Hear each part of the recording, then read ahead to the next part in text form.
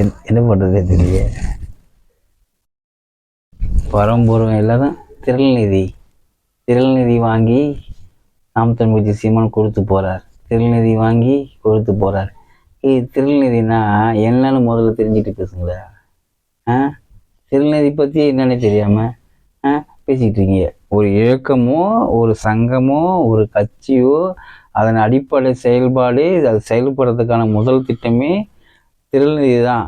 திரள்நிதினா உங்கள் பாஷையில் சொல்லணும்னா டொனேஷன், இன்னும் தெளிவாக சொல்லணும்னா சந்தா, அப்படிதான் சொல்லணும். அதான் உங்களுக்கு புரியும். நீங்கள் ஒவ்வொரு இதுவுமே கட்சி என்னன்னா இயக்கமானாலும் தன்னுடைய ஒவ்வொரு தொண்டர்களுடைய பங்கும் சேர்ந்து அந்த கட்சி வலுப்பெற செய்யறதுக்கு தான் திரள்நிதி வாங்குது இல்லையா?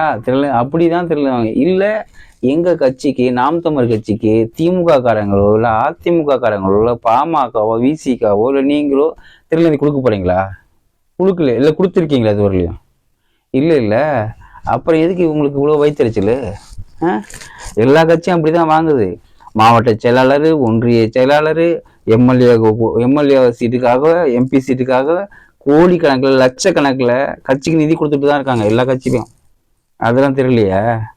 நீங்கள் கட்சி தொடங்கினது எந்த கட்சிக்கு எதிராக கட்சி தொடங்கினீங்க? யாரை தீர்த்து கட்டின கட்சி தொடங்கினீங்க? ஓயில வைக்க போகிறேன், அதை பண்ண போகிறேன், இதை பண்ண போகிறேன்னு கட்சி தொடங்கின நாளில் இருந்தே சீமானை பிடிச்சி தூங்கிட்டு இருக்கீங்க. சீமானை பிடிச்சி தூங்கிட்டீங்க. யாருக்கு எதிராக கட்சி தொடங்கினே மறந்துட்டீங்க.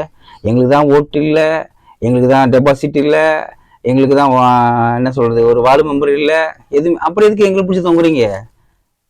நாங்கள் திமுக எதிர்த்து சண்டை போட்டாலோ இல்லை திராவிடத்தை எதிர்த்து சண்டை போட்டாலோ நீங்கள் எதுக்கு குறுக்கு வந்து வீழீங்க? உள்ள எதுக்கு குறுக்கு வந்து வீறீங்க? சொல்லுங்க பார்க்கலாம். இது உங்களுக்கு என்ன தேவை இருக்கா குறுக்கு வந்து வீறதுக்கு? சரி, போன முறை சட்டமன்ற தேர்தல் 21ல் திமுக 350 கோடி கொடுத்து பீகாரியான பிரசாந்த் கிஷோரை கூப்பிட்டு வந்து நிறுத்திச்சிங்க. பிரசாந்தை கூப்பிட்டு வந்து நிறுத்திச்சு 350 கோடி கொடுத்து. இப்போ நீங்கள் எத்தனை கோடி கொடுத்து கூட்டாந்து வச்சுருக்கீங்க? இதுக்கு பணம் எங்கேருந்து வந்துச்சு உங்களுக்கு? எந்த நிதியில் வந்து? திரள் நிதியில் ஒழிச்ச பணம்னு சொல்கிறீங்களா? மற்ற நாங்கள் என்ன பிச்சை எடுக்கிறோம்? நாம் தமிழுக்கு எல்லாருமே பிச்சை எடுக்கிறாங்க. யாரும் வேலை செய்யலை, யாரும் சம்பாதிக்கல. நாங்கள் உழைக்கிறது எங்கள் கட்சி வளர்றதுக்கு நாங்கள் நிதி தரோம். அதில் உங்களுக்கு என்ன பிரச்சனை? உங்களுக்கு நிதி கேட்டோமா? நீங்கள் நிதி கொடுத்தீங்களா? இல்லை.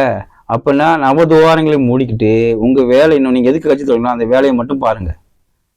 எங்கள்கிட்ட சண்டை போடுறது வராங்க. திராவிடத்துக்கு ஒரு பிரச்சனைனா எல்லா திராவிட கட்சியும் ஒன்று சேர்ந்துருது. எல்லாம் ஒன்று சேர்ந்து அவங்க ஒன்றா நிற்கிறாங்க.